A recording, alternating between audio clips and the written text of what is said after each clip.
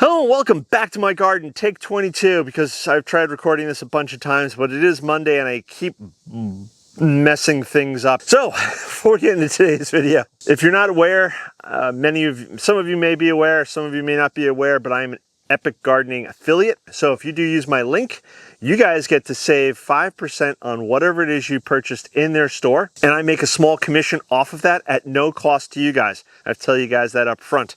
No cost to you guys, but you guys can save 5% and I do make a small commission on that. So works out well, I think, for both of us. So what's going on right now at Epic Gardening? I'm prattling on about this. Garlic. They're pre-selling their garlic. And this year they have 12 different varieties and they have 1, 2, 3.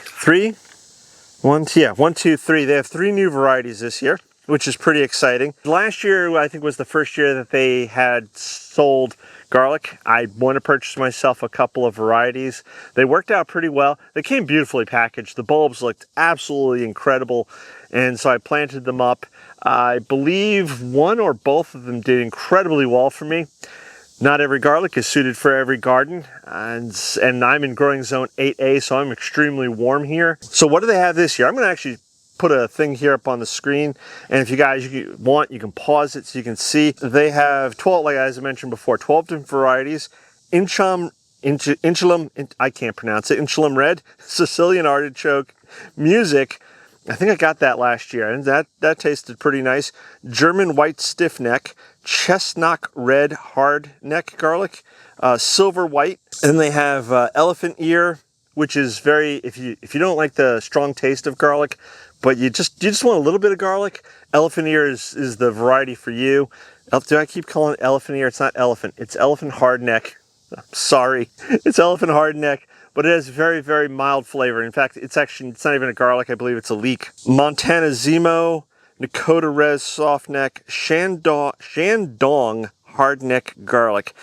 Apparently it's a staple in Chinese cuisine. So I'm guessing that the flavor profile works very well with Chinese cuisine. So if that's something you guys like, maybe check that one out. Majestic Hardneck and Blossom Hardneck. Blossom Hardneck I've got my eye on, and I think I'm going to pick myself up a bulb or two because it says it's great for Southern gardeners. Here we are. Southern Gardener. Go over to Epic Gardening, check them out. Do not forget to use my code, which again, I'll put on the screen here. It'll also be in the description below this video, around this video. You guys know where all the YouTube descriptions are. To save yourself an extra 5% off, pre-order your garlic now. I think almost everybody's doing it. Epic Gardening, though, has some varieties of garlic that I haven't seen before or heard of before. Go check them out, get yourself some garlic. And now on with the show. I think in Friday's video I was talking about how it might rain, and then we actually did get rain. I think I posted something up over on Instagram and maybe something on the community posts page. Well, they just call it the posts page now, which is weird. Anyways, thanks YouTube. If you didn't know, I try to post up 2 to 3 times a week over on the posts page on the YouTube home channel. It's quizzes, polls, and maybe some behind the scenes things. If I'm not going to be making a video that day, I will say, hey, I'm not making a video for whatever reason. Too hot outside, not feeling well, computer dumb broke, which almost happened today. So we ended up getting almost 5 inches. It was just a hair below 5 inches of rain here for me in Eastern North Carolina. And I'm thrilled. I haven't watered in almost 3 days now. Many of these plants still have moisture in the pots. Depending upon what the sun does today and how hot it gets, I may wind up watering the pots at least tonight. And then the raised beds will probably be tomorrow, because the raised beds drain very well. They don't hold on to moisture as well as the ground. I have to keep my eye on that and water as needed, obviously. What are we doing today? The sun right now is in behind clouds, and I thought about starting a project now, but I'm afraid the sun's going to pop out and I'm just going to get heat stroke. But let me show you what you're probably going to see later in the week, and then what we're going to do in preparation for that, kind of. Let me show you. This right here is 1/2 of the front of the rose garden. You guys have probably seen it in other videos. If you haven't, you can go back and watch them. But I have almost 1/2 of the rose garden completed, kind of. We'll look at that in a second.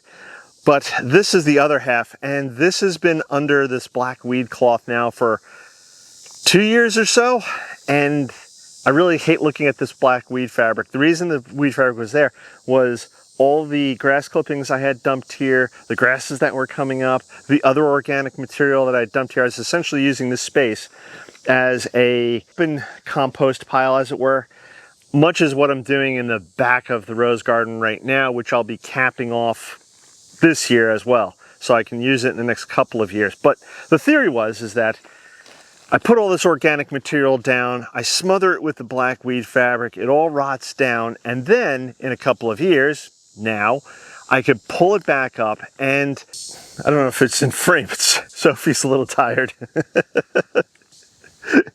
So instead of dumping 1.5 tons of compost, why can't I just make compost right here on the ground, let it rot down, and then plant into that? Now, there's upsides and downsides to all this, but I'm trying to improve the ground soil. Now, these beds are 12 feet deep, and I have no idea the length of this. This has got to be 8, 16, let's say it's 20 feet long at least. So that's a lot of compost, and I still have to do down the other side as well. It's a lot of compost, it's a lot of work, but one bite of the cheese sandwich, as my wife always tells me. We're not doing this today. What I'm going to do is I'm going to wait till this evening, and I'll probably do this over a couple of evenings during the week. I'm going to start to pull back this weed fabric. I do have a 4-foot strip of metal edging, similar to what I have on the other side, so I'll put that in place at the correct depth, because the entrance to the rose garden is 8 feet across. So I'm going to put that in place. Right now I have wooden timber, believe it or not, next to all this messy grass. I have wooden timber edging that I've used elsewhere throughout the garden. It's a temporary measure. I don't think any of it is staked into place, so I want to get the final alignments of it, get it staked into place, pull the weed fabric back, see what I've got to work with, and then start preparing the space, at the very least this year, for planting next year. This is the long and short of it. And what will go right up front here are golden ticket privet hedges, or bushes, or shrubs, but they'll eventually become a hedge. And I want the hedge to be about 4 foot high at least. The other thing which I need to do to this space this year, but it's not going to happen until winter time, is I'm going to heavily prune this crepe myrtle. This crepe myrtle, as you can see, is flowering. It looks pretty nice. The bees have been loving it. Other insects that love the flowers have been loving it. My wife loves the flowers, but I want this to be in a tree form. Crepe myrtles naturally grow in as a shrub form. I didn't know this, so I've let this one go into shrub form just because so many other things going on in the garden, and I've just been ignoring it. Prune about 60% of this shrub away. So if I wait until the winter time, after all the leaves are gone and the tree has gone dormant, and then I do all my heavy pruning, when it starts to come back in the springtime, it should be much happier. Let me show you the side that's already done. Way in the back over there is the back border, and it's a mess, and it's grassy, and it's filled with weeds and all sorts of other things. So I'm going to be capping it off, as I said, this year, so all that material back there can start rotting down, breaking down, and hopefully in about 2 years' time, I can start planting into that. Right here is the entrance, obviously, to the rose garden.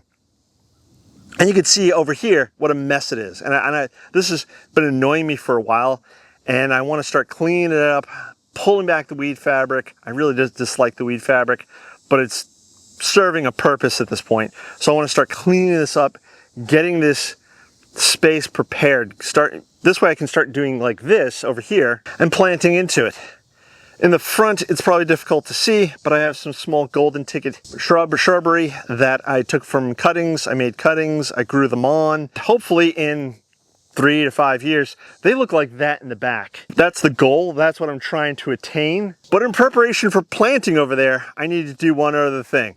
So let's head over to the potting bench and do that. So in preparation of the new space opening and hopefully being planted into next year, I need golden ticket privet, and I need a lot of it. And I need a lot of it because I have some shrubbery in the front of the street side of the flower garden that didn't survive.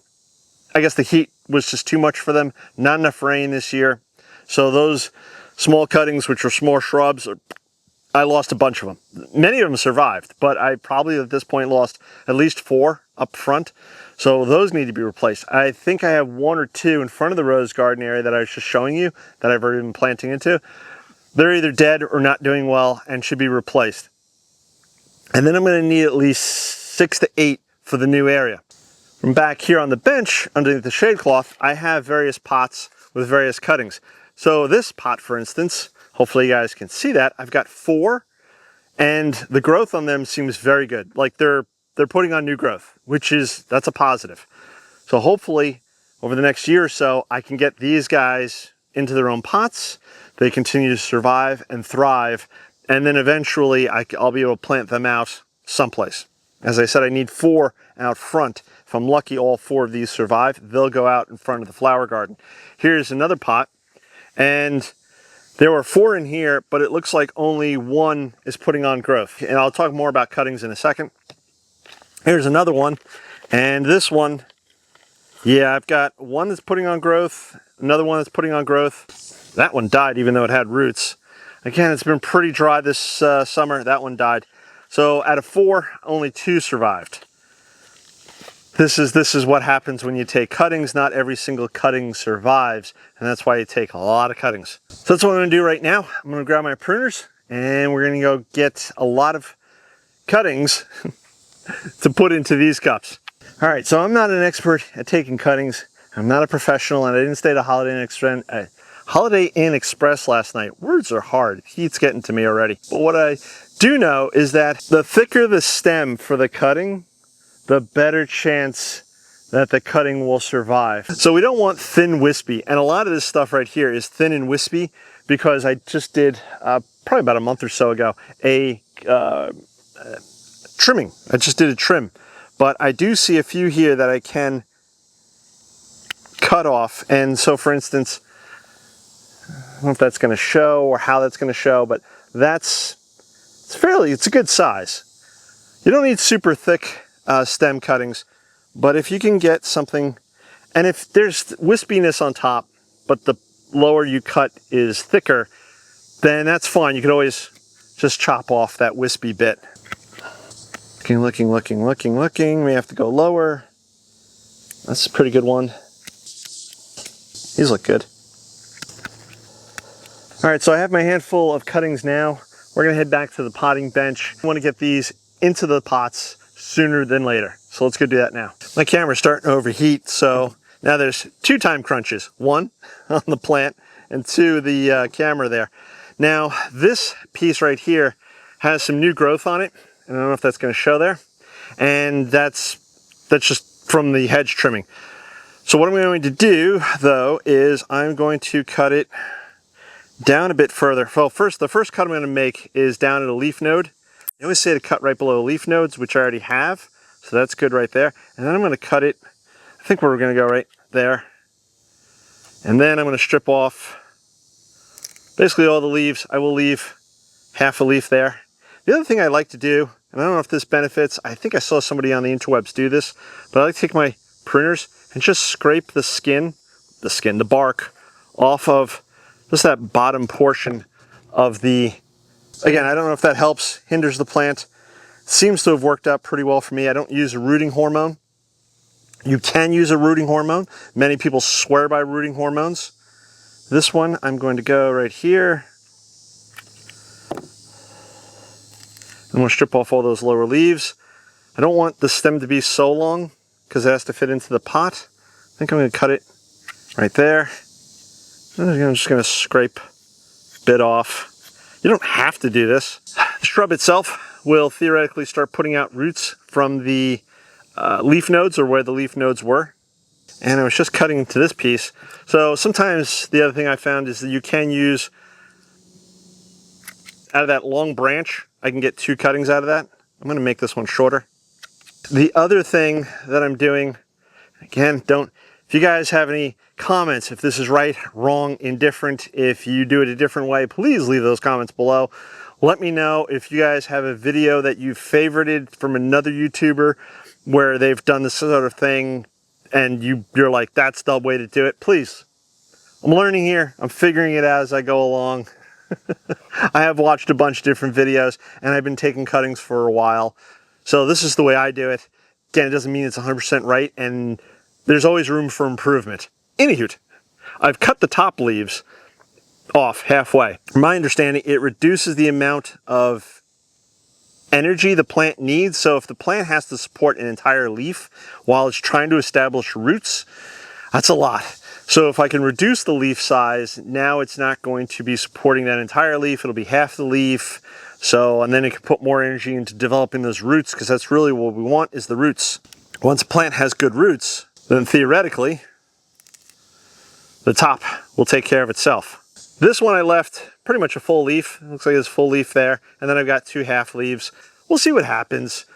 This cutting may take, it may not take. I've learned the hard way. Why waste a bunch of compost for one cutting if that cutting dies? So if I put 4 in a container and only 1 survives, it's not a waste. That one can continue to grow on. As you saw in the other containers earlier in this video, I did have some cuttings that did not survive. They died. Some of these leaves are already starting to wilt. Quite warm out. There comes the sun, starting to roast. Strip all those leaves off. Cut it to a leaf node. Stick that in a pot. That's 8 theoretical shrubs. Now I'm going to give the cuttings a really good drink. I had pre-moistened the soil before I put the cuttings into the pots. This is just going to help all that soil settle around the stems, and hopefully the roots, once they start growing, if they start growing, will be happy. One more thing. I like to put all my cuttings, I just have to find room now, but I like to put them into the shade here. The water in the pots don't evaporate as quickly, and the plants aren't struggling with the sun and the heat. Once the plants get put into individual pots and they grow to a certain size, this one's still a little too young, but once it gets to a certain size, then I can start introducing it to the sun more. This area does get morning sun, but as you can see now, we're almost midday and we're into the shade. But this way it's less stress on the plant. If you're taking cuttings of different types of, let's say, boxwoods, and all the boxwoods pretty much look alike, then it'd be wise to maybe throw a label in. This I know is a baby gem boxwood because I have a label in it, but the golden ticket privet that I'm taking cuttings of is the one and only I have of it, and I've become very familiar with the leaf and the colors and the plant itself. So I don't label them anymore. I save my plant tags for something else. The camera is melting down. It's getting quite warm out. The sun is poked out again. If you guys want, head over to Epic Gardening, check out their garlic. If you're not interested in their garlic, then you could use my code for anything that you buy on the Epic Gardening website. Try to save yourself 5% off. Again, you save yourself some money. I earn a small commission off of that, and I'm grateful for anybody that does use my code, because again, I make a few bucks, which allows me to buy a packet of seeds or another plant or whatever it is I need here and around the garden. If you haven't subscribed, please subscribe, click that bell icon to be notified when I do post up a new video. This way you can find out what that front of rose garden area looks like once I pull back their weed fabric, or follow me along on some other wacky adventure that I've got going on here in the garden. With all that being said, I'm going to catch you guys in the next one. Bye-bye.